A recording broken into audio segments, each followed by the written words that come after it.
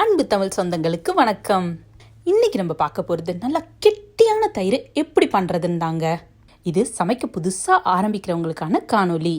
இந்த மாதிரி தயிர் செஞ்சிங்கன்னா சாப்பிட்றதுக்கு செம்ம டேஸ்ட்டாக இருக்குங்க. தயிர் ரொம்பவும் புளிக்கக்கூடாதுங்க, நல்லா இருக்காது. குழந்தைங்களும் ரொம்ப விரும்பியே சாப்பிடுவாங்க. இந்த தயிர் செய்கிறதுக்கு நல்ல ஒரு சூடான பாத்திரத்தில் பாலை ஊற்றிக்கலாம். நான் இன்னைக்கு 1/2 லிட்டர் பால் எடுத்திருக்கேன்.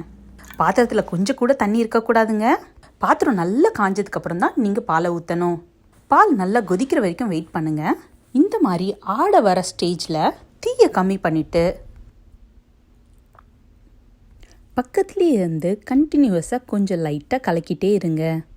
பால் ரொம்பலாம் சுண்ட வேண்டாம், ஒரு 2 நிமிஷம் இப்படி பண்ணாலே போதும்.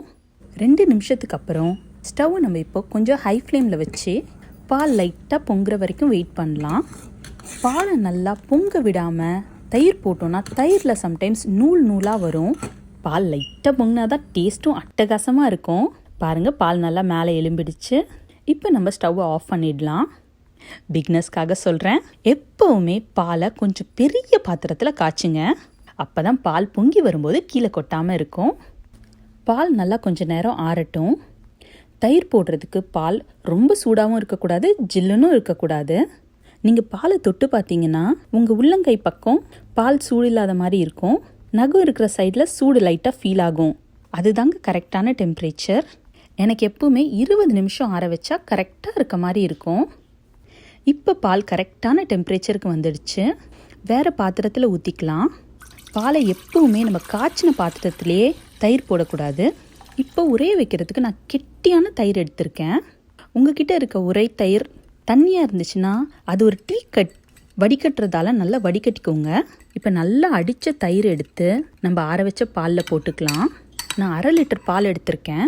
1/2 லிட்டர் பாலுக்கு 2 ஸ்பூனாவது உரை தயிர் போட்டால் தான் நல்லாயிருக்கும். சிலர் இது பொறமோருன்னு சொல்லுவாங்க. இப்போ இதை நல்லா மிக்ஸ் பண்ணிக்கலாம். அட்லீஸ்ட் ஒரு 2 மினிட்ஸ் நல்லா மிக்ஸ் பண்ணி விடுங்க. இப்போ இதை க்ளோஸ் பண்ணி உங்கள் வீட்டில் எந்த இடம் வார்மாக இருக்குமோ அங்கே வச்சுடுங்க. நீங்கள் அவனுக்குள்ளே வச்சிங்கன்னா 8 ஹவர்ஸில் வெளியில் எடுத்துடணும். நான் ஸ்டவ் பக்கத்தில் ஒரு கார்னரில் வச்சுருவேன். காலையில் ஓப்பன் பண்ணி பார்க்கலாம். பாருங்கள் எவ்வளோ சூப்பராக கெட்டியாக இருக்குன்னு. தயிர் ரொம்ப புளிச்சிடுச்சுனாலும் நீர் விட்டுரும். பாருங்கள் எவ்வளோ க்ரீமியாக இருக்குது. என் பசங்க இது ஐஸ்கிரீமுன்னு சொல்லிட்டு அப்படியே பவுலில் போட்டு சாப்பிடுவாங்க. நீங்கள் எடுத்து வச்சிங்கன்னா அது அப்படியே நிற்கணும். டொப்புன்னு போட்டிங்கன்னா அப்படியே உடையணும்.